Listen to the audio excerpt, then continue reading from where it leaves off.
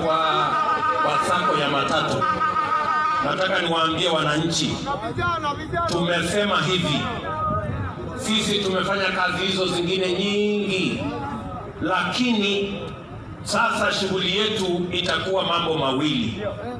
Vijana wengi hawana kazi Kenya hii, na mpango wa Big Four kupitia housing, manufacturing, value addition, agro processing ni kuhakikisha kwamba kuna nafasi ya kutosha, ndio wale watoto wote wako kwa manyumba zetu, kila familia wako na watoto 2, 3 wamemaliza shule na hawana kazi. Ni kweli ama si kweli? Na hiyo program ya Big Four ndio sababu yake kuzalisha hizo nafasi za kazi. Na jambo la pili ya muhimu ni kuhakikisha ya kwamba watu wengi karibu milioni 16 hawana pia biashara. Tunasema bali na kusaidia biashara zile kubwa, lazima tubadilishe sera ya serikali, tuanze pia na kutoa pesa ya serikali kusaidia biashara ndogo hapa chini. Mtu wa kinyozi tutafute namna apate pesa ya serikali, apanue kinyozi yake iwe biashara kubwa.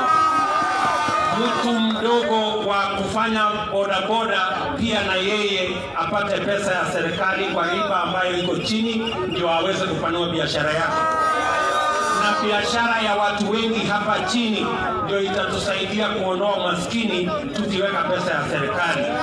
Na ndio mnasikia tumesema mambo hii mnasikia ya mahasla ni kwa sababu tunataka kumuinua mtu wako hapo chini ili awe na biashara, azalishe pesa ingie kwa mfuko, tuondoe umaskini, ndio tutengeneze utajiri katika Kenya yetu yote. Ninauliza nini watu wa Banana? Tunaelewana? Si tumejenga reli? Si tumejenga barabara? Si tumeunganisha stima? Si tumejenga technical training college?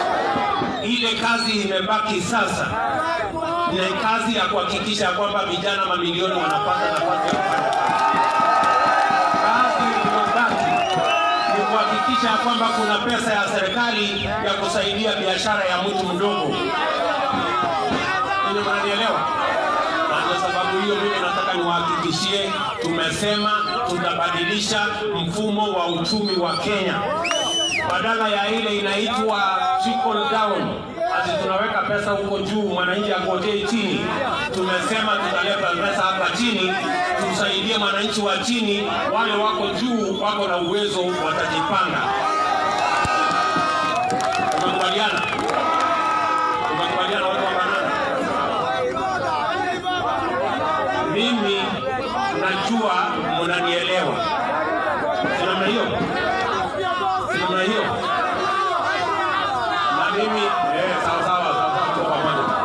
Na mimi nataka mjue hivi. Si mmesikia rais amesema mwaka ujao yeye ataenda kupumzika kwa sababu katiba inasema hivyo. Si mimi nimesaidia na yeye kujenga reli? Si nimesaidiana na yeye kujenga barabara na kuunganisha stima na kufanya hiyo kazi yote? Rais akienda kupumzika ni mtu ya kitendawili ama ni hasla anafaa? Ni hasla ama ni mtu ya kitendawili? Hebu nione wale wanasema ni hasla. Sasa mnasikia Kenya hii iko na balaa.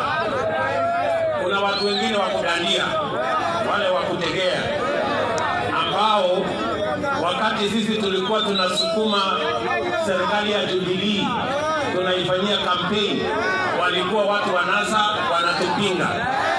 Hadi saa hizi hatu wanangojea Uhuru Kenyatta aendorse hawa.